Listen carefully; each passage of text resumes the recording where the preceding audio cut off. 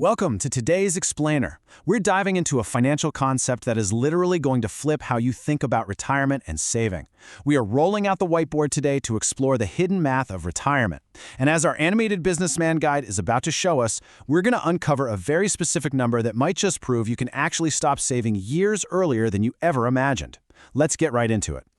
To really wrap our heads around this, let's look at two totally different approaches to saving. On one side, we've got Priya. She has not skipped a single retirement contribution in 11 years. I mean, we're talking working Saturdays when she doesn't even have to, turning down vacations, basically just completely grinding to keep her savings rate high.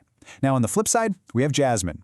Jasmine actually stopped saving for retirement entirely 4 years ago, right at age 31. She just took every dollar she used to save and redirected it toward her mortgage and her kids' accounts instead, and hasn't looked back once. Now, by the traditional rules we're all taught, you'd think Priya made a highly responsible decision and Jasmine made a super reckless one, right? But here is the massive question we need to answer today.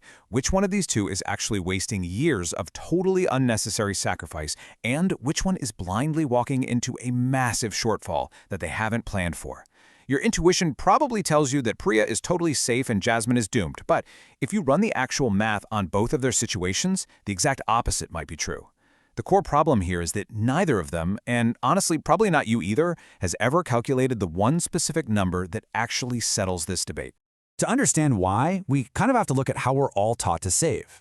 Most retirement planning revolves around this one single massive target. If you ask anyone how they'll know when they can finally stop saving, they'll usually point to this enormous multiplier, 25x. This comes from the famous 4% safe withdrawal rule. Basically, you take your expected annual spending in retirement, multiply it by 25, and boom, you've got your full financial independence number. And look, it genuinely is the exact amount of money you need to live off your investments forever without ever needing another paycheck. But focusing solely on this massive finish line creates a psychological trap. People just assume the only way to get there is to keep manually shoveling dollars in year after year until they physically cross that line. And that assumption entirely ignores a second, hidden number lurking inside the math. Okay, let's dive into this. Our businessman guide here wants to introduce you to the real hero of today's Explainer, the coast number. What exactly is it? Well, it's the exact amount of money you need invested today, so that compound growth alone completely finishes the job for your retirement.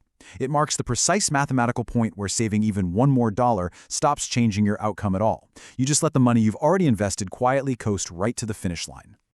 To really visualize how this works, think of the compounding curve like a giant snowball over time. During your early investing years, almost all of your portfolio's growth just comes from your new contributions. Your own wallet is doing all the heavy lifting, but give it some time, and the balance you already have invested gets larger. Every single year, a fixed 7% return on a larger base produces a much larger absolute result. Eventually, you hit a point where, without any change in your behavior at all, the growth generated by the money you've already invested completely outpaces the new money you're putting in. The heavy lifting literally shifts entirely from your wallet over to the market. So, how do we actually find this magical coast number? There are exactly 3 steps. Step 1. Calculate that full financial independence number by taking your annual retirement expenses and multiplying them by 25. Step 2. Identify exactly how many years you have left until your planned retirement age. Step 3. Divide that full independence number by 1.07 raised to the power of however many years remain. Now, that 1.07 just represents an assumed 7% real return, which safely reflects the long-run historical average for a diversified stock portfolio after inflation. And this brilliantly illustrates how it plays out in reality. Instead of running complex exponents every single time, we can just build a simple coast multiplier based on the years you have left. With 40 years remaining until retirement, the multiplier is just 1.67, meaning if you want 60 grand a year in retirement, you only need about 100 grand invested today. But notice what happens as that retirement runway shrinks. The multiplier doesn't just increase evenly, it accelerates dramatically. By the time you only have 5 years left, the multiplier shoots all the way up to 17.82. Why? Because you simply have way less time for compound growth to do its independent work. This is exactly why reaching your coast number is an absolute superpower in your 20s and 30s. Section 1. The surprising truth revealed. Let's jump back to Priya, our incredibly disciplined saver. Remember, she's 39 years old, plans to retire at 65, and expects to spend $65,000 a year in retirement. Using that 25x rule, her full financial independence number sits at a massive $1.625 million. To reach this, she started putting away $18,000 a year into her investments at age 28, and she has literally never missed a single year. Now, what's really interesting about this is what happened exactly 2 years ago when Priya was 37. At that exact age, with 28 years left until her retirement, her acquired COAST number dropped to $244,444. But her actual invested balance on that exact day? It was $248,696. Right there, that was the mathematical crossing point. For the first time ever, her balance was larger than what was required. If she had left her portfolio completely untouched from that day forward, she was already mathematically on track to hit her full goal by 65. She didn't need to contribute another dime. But as we know, Priya is 39 now. That means she has spent 2 additional years working Saturdays, turning down vacations, and aggressively saving, all to maintain a savings rate that had already mathematically stopped changing her retirement outcome. She is currently carrying a $42,000 surplus above her required COAST number, and she's carrying it for absolutely no mathematical reason. She literally gave up 2 years of her life to sprint past a finish line she never even knew existed simply because she never ran the math. Okay, now let's turn back to Jasmine. She's the one most people would assume made the reckless call by stopping her investments early, right? Jasmine started contributing $12,000 a year when she was 24. She expects to spend $55,000 a year in retirement, putting her full financial independence target at $1.375 million. She kept contributing for 7 years until she hit 31, and then just walked away to pay her mortgage instead. Let's check in on the reality of Jasmine's situation today at age 35, which is 4 years after she stopped saving. Her actual balance sits at $136,124. That's actually really healthy growth from pure compounding, and she feels amazing every time she checks her statement. But here is the hidden trap. With 30 years remaining until her planned retirement at 65, her required COAST number right now is $180,630. She is mathematically falling over $44,000 short of where she actually needs to be. Her account is growing, sure, but growing is simply not the same thing as being on track. If Jasmine relies purely on her intuition and just leaves that balance alone, compounding is going to carry it to roughly $1 million by the time she turns 65.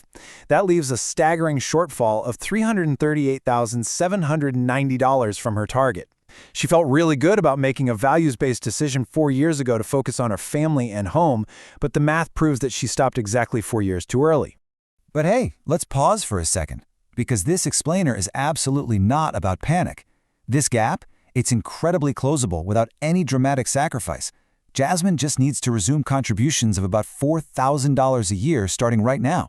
If you break that down, it's roughly $330 a month, which is considerably less than what she used to contribute anyway.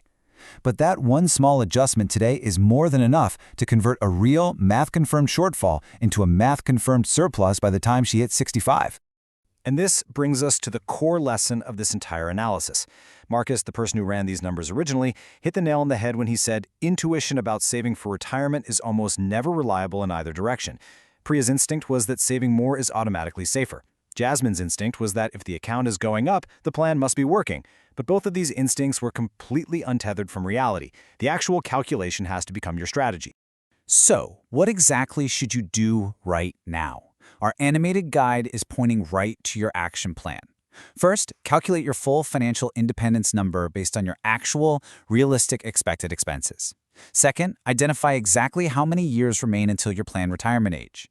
Third, apply the COAST multiplier for that specific number of years.